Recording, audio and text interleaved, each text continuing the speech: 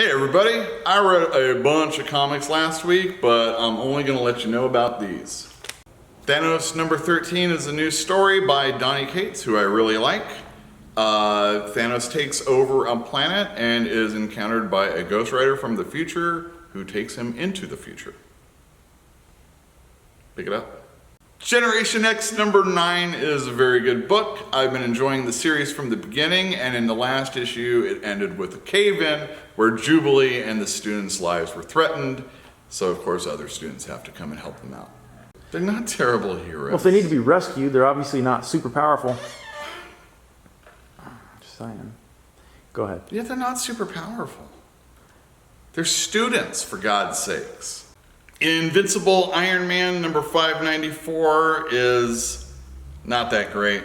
Brian Michael Bendis seems to be kind of phoning it in, and the two different stories, one featuring Riri Williams and one featuring the infamous Iron Man Doctor Doom, is kind of disjointed, and there's a bunch of stuff that just doesn't seem logical in it, and yeah, hope it's over soon.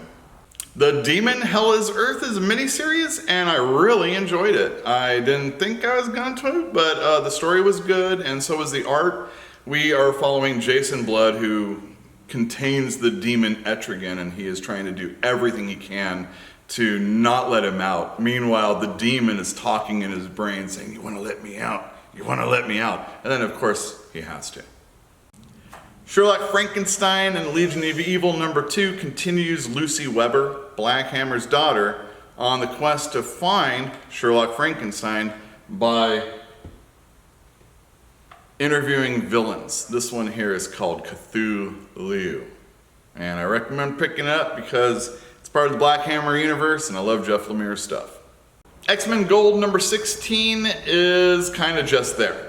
Although it's the team I would rather read as opposed to X-Men Blue, it's just the first part of a storyline. But there are elements that are pretty cool, like Kitty and Colossus hooking up.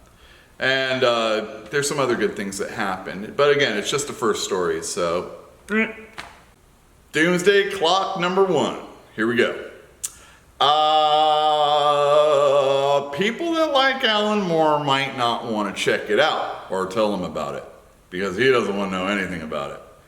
But there's a different Rorschach that's running around in the book, and there's some Kal-El action at the end. Very good art by Gary Frank, and interested to see where Jeff Johns is going to take this. Will we forget about Watchmen? Probably not in the end, but this should be a spectacle, if only that.